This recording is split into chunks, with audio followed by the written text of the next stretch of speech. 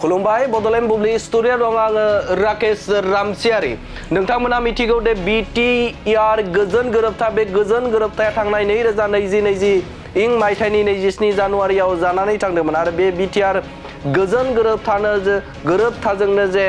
बिटिआरनि बायजोआव थानाय थामहिनबा बे समाव बिटिआरनि बायजोआव थानाय बर'फोरनो थाखाय बे समाव BKWSC मुङै मोनसे गावखुंथाय गायसननानै होदोंमोन नाथाय बे समाव बिटिआर गोजोन गोरोबथाजों जे फैफानाय BKWSC बे BKWSC आ दिनैसिमबो बिसायख'थि खुंजायाखै गामिया मोजाङै थिसनजायाखै बियाबा मोजाङै दाजायाखै आरो बेनि अनगायैबो बे समाव बिसायख'थि खुंनायनिफ्राय सोरखारा दासिमबो आबुं महर मावफुंना होआखै आरो बे आयदाखौ लानानै UBPOनि आफादगिरि बिथां मनरन बसुमतारिया गोख्रों बिबुंथि होनायखौ नुनो मोन्दों बिथां मनरन बसुमतारि बिथाङा बे समाव बुंथिदों जे फैबाय थानाय समाव बा फैबाय थानाय जे आसाम एसेम्ब्लि बे एसेम्ब्लियाव बे समाव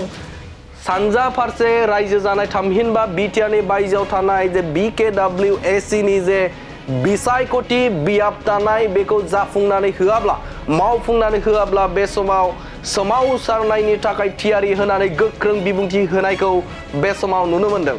बे समाव BKWSC नि बियाबदानाय बिसायख'थि खुंनायखौ जुदि मावफुङाब्ला बे समाव सोमावसारनो थाखाय थियारि होनानै बिथांखि लादों होननानै फोरमायथिदों बिथां UBPOनि आफादगिरि बिथां मनरन बसुमतारि बिथाङा जोंनि दाबि दावहाफ्रा जाफुङाबा जोंबो फिनै आगुनि बादि आन्दोलन खालामफिननायखौ जों थांखि लादों आरो गासै जिल्लाफोरखौ जों फोरमायदों बिथांमोननि 17थि बोसोरसालिया जुथुमा बे बोसोरसालिया जुथुमानि जे आद्रा थानाय थामहिनबा बे समाव बिथांमोननि जे समायखिरा लानाय गोदानै बिबान मोननाय बिथांमोननि समायखिरा लानाय बे समायखिरा लानायाव समायखिरा बेखौबो लाफादों जे बे समाव BKWSC नि जे बिसायख'थि सिमा थि खालामनाय बियाब दानाय आरो बिसायख'थि खुंनायखौ जुदि मावफुंनानै होआब्ला बे समाव सोमावसारनो थाखाय थियारि होनानै बाथ्रा बुंथिदों बिथां मनरन बसुमतारि बिथाङा बर' हारि बे समाव बिटिआरनि बायजोआव थानाय बर'फोरखौ लानानै लोब सोमावसारनो थाखाय ओंखारगोन होननानै गोख्रों हुमखि होनायखौ बे समाव नुनो मोन्दों थारैनो बे समाव बिसायख'थि खुंनाय जायाब्ला एसेम्ब्लि बाजेटनि सिगां बा एसेम्ब्लियाव फैगौ एसेम्ब्लियाव जुदि लाबोना होआब्ला थामहिनबा बिसायख'थि खुंनायखौ क्लियार खालामना होआब्ला बे समाव सोमावसारनो थाखाय जानजि खाफ्रादों BKWSC नि बर' सुबुंफोरा बे समाव रोखा बाथ्रा फैगौ आसाम एसेम्ब्लियाव बिसायख'थिनि थाखाय नटिफिकेसन जुदि होआब्ला बिसायख'थि खुंनायनि जुदि क्लियार खालामनानै होआब्ला सोमावसारनो थाखाय बे समाव थियारि होनानै बाथ्रा बुंथिदों बिथां UBPOनि आफादगिरि मनरन बसुमतारि बिथाङा जोंथ' दिनै रायज्लायदों रायज्लायनायनि गेजेरजों दाख्लै जोंनि जेब्ला 17थि बोसोरारि जथुमा जों बेयावबो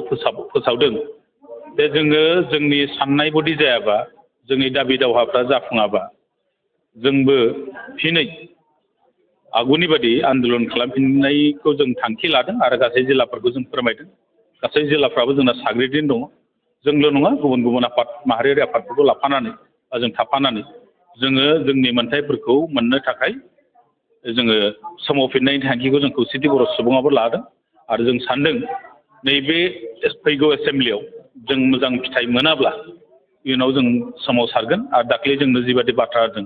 जोंनि 17थि बोसोरारि जिथु आद्रा थानाय सानजारि नोगोराव खुंनायाव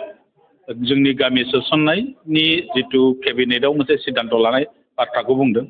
आरो जिथु 6.3 बिथाङा दाख्लै जोंनि मेलनि गेजेरजों जिथु WPT minister tribal affairs minister doctor Manoj पेगुआ फोसावहैदों गोदानै मडुलिटि बानायनाय जाबाय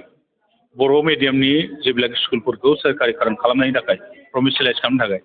बेखौबो खालामनाय जाबाय आरो बेजों लोगोसे बिटिआरनि बायजोनि ट्राइबेलफोरनि हा हुनि मोनथायनि थाखाय आलादा रोखोमै मोनसे आयेन बानायनाय जादों बेखौ अलरेडि गभर्नरनाव हरदों होननानै बिथाङा जोंनो फोरमायदों बेफोरखौ जाफुंजोबाब्ला आरो जोंनि दाबि दावाफोर जाफुंजोबाबा जोङो साखाफारा फिनै आन्दोलन खालामफिननो